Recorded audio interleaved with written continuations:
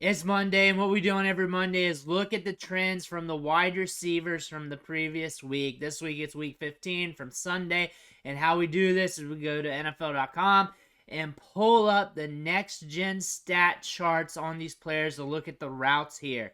And this is going to help us identify outliers, identify trends for the waiver wire, trades. Even though you're not trading right now, it could be for some leagues in Dynasty because trades are open in there. Confirmation bias, things you want to do next year, and so forth with these players. We're just talking ball on these wide receivers pretty much and just going off the numbers. But what you need to do right now is click that subscribe button. Tap it with the finger on your phone. Click it with the mouse on the computer. Whatever you need to do to get the job done. We're going to be covering the waiver wire hot and heavy this week, starting tomorrow with multiple videos. And we usually pump out anywhere between 3 to 15 videos a week on the waiver wire. We cover the waiver wire harder than any other channel. So if you're new here, click that subscribe button so you don't miss out for this week or next week. Also, we're going to help you set your lineups this week with multiple videos and live streams. Hit that button. Stop missing out. But we're going to start things off with Joshua Palmer. He's back. The quarterback situation, it's dicey. He's back. He's getting opportunities. 113 yards, 1 touchdown. If you look at the chart, we had that long play. We had the air yards. We had the opportunities. I can't wait to see the advanced metrics on that play when they come out. Looking at the air yards and how he was able to rack them up just on that one throw. Mostly on that one throw. That's probably a better way to describe it. But he's back. He's running routes. Keenan Allen out. It's going to be interesting to see what he does for the rest of the season. We only got a couple more games to go. The game scripts have been weird and wild with the Chargers. That being said, if you need a wide receiver, if he's on waivers, or if you got him on the back end of your roster, you're probably excited to have another option to look at here in these next few weeks because you know volume is potentially going to be in these matchups with the Chargers. Not usually anymore like we predicted going into the season because they've been weird, but volume could potentially be there because we know this team, but the Vikings still have volume with the quarterback situation here. Mullins is going to be back in. Jordan Addison does not care which quarterback's going to be in because he's a stud. Does not care if Justin Jefferson is going to be on the other side or not. Good wide receiver prospect to have. He's going to be highly valued in redraft next year. Look for him to be bumped up a fair amount of rounds. In Dynasty, he's going to hold a lot of value as well. Young wide receiver prospect, good collegiate profile, very productive, early breakout age. Everything you want out of a wide receiver, first-round draft pick, and he's productive as a rookie, albeit spotty. Some of that situation, some of that's rookie ramp-up, but still, he did more than flash this year. He's a good wide receiver, and he's going to be a good fantasy asset for years to come. Dontavian Wicks, we talked about him a lot this offseason as a cheap get in Dynasty and rookie drafts, as a cheap wide receiver, a player with a lot of upside. He's showing that. He's tapping into that here and there throughout the season. 15 fantasy points, 7 targets, 6 catches, 97 yards. This team's good at the wide receiver position. They patched it up, and they're getting pretty good there. They got Jaden Reed, they got Doves, they got Wicks, they got Christian Watson whenever he's healthy. They got a decent depth chart here at the wide receiver spot. Dontavian Wicks does have a lot of upside. Could still be a cheap get going forward. Probably going to be very cheap in drafts next year. Probably cheap right now. He's probably on waivers right now. And if Christian Watson's out and the Packers look like they're going to be throwing it a lot, he could be getting some opportunity. Could be getting some chances to score fantasy points. We've seen that here in the last few weeks, albeit it's kind of spotty, but still he delivers some opportunities.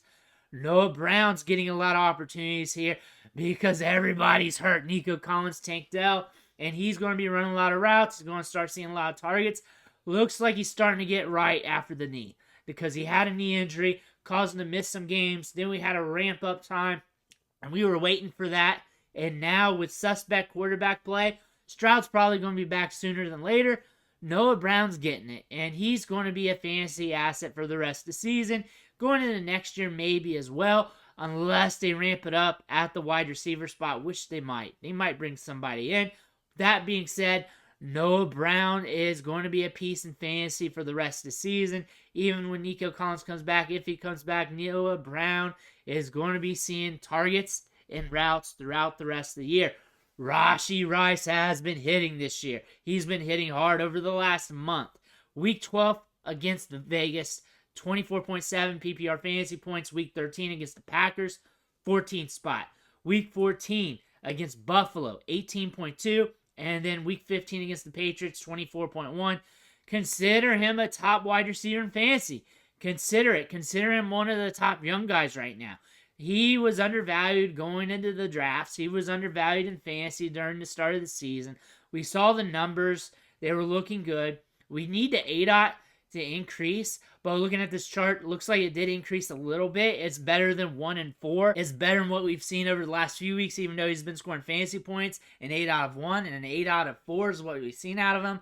Looks like it jumped up a little bit here, which is good to see, which is a good trend. Still a lot of short passes, but we're starting to get some targets deeper downfield.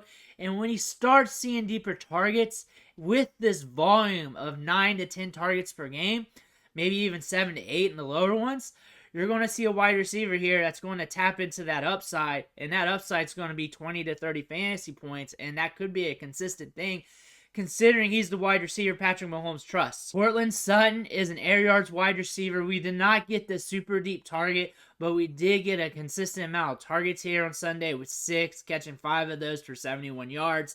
The big thing here is we did not get the touchdown.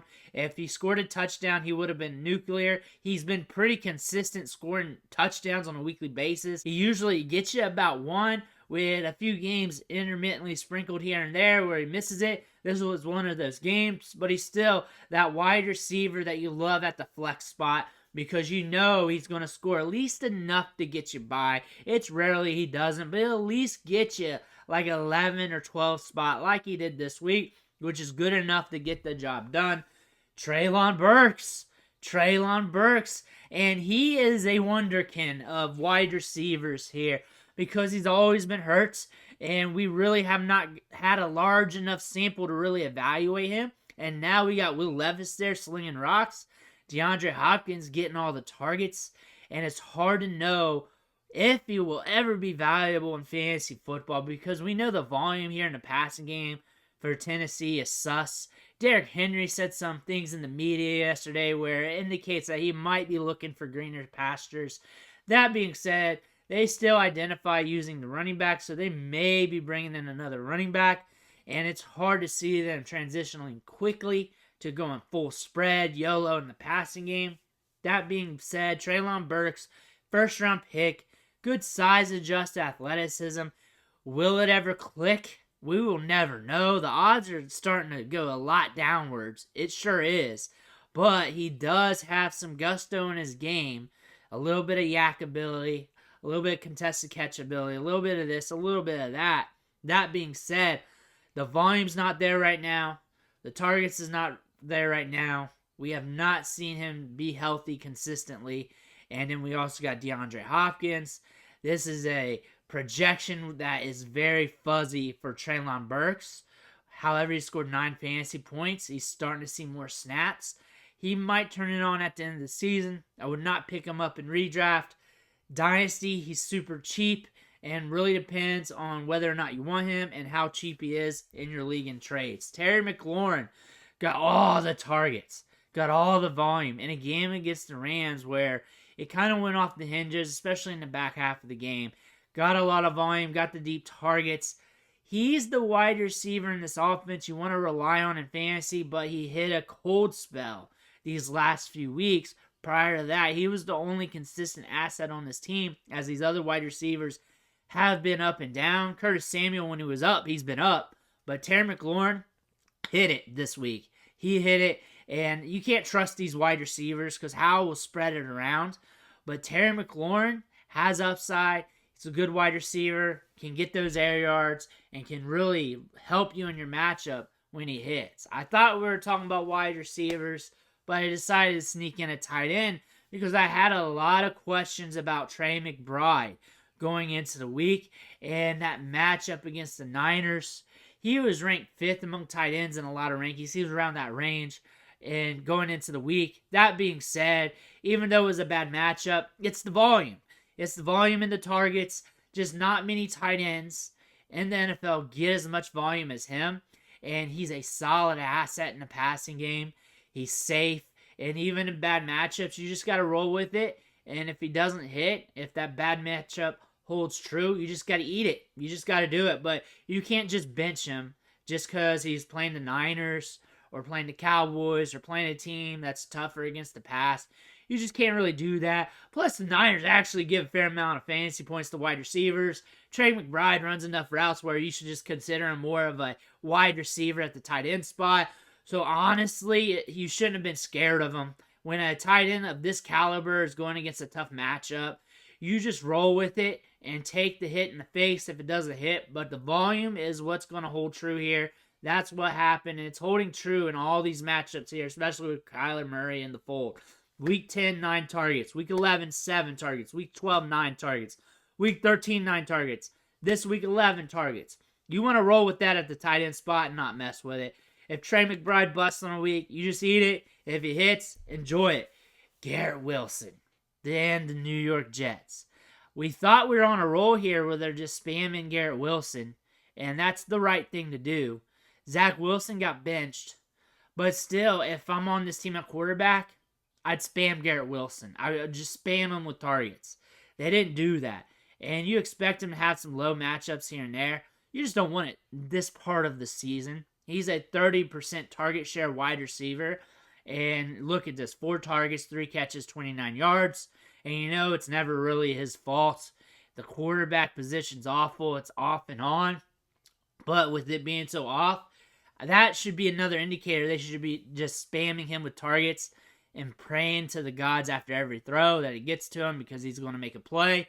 That being said, you cannot live and die off this, and you got to make your decisions with every start from here going forward because every start really matters. It's not like we're in the middle of the season where you can get by after a 5-point game from Garrett Wilson.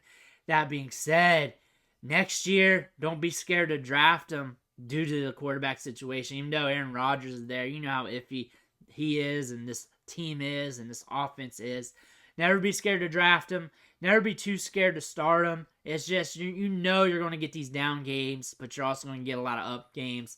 And he's a roller coaster right now due to the quarterback. Those are 10 trendy wide receivers from Week 15. We looked at the next-gen stat charts. You can pull those up by yourself on NFL.com. They usually pull up the top pass catcher on each game, maybe 2. But you get to see some of the top trends coming from Week 15.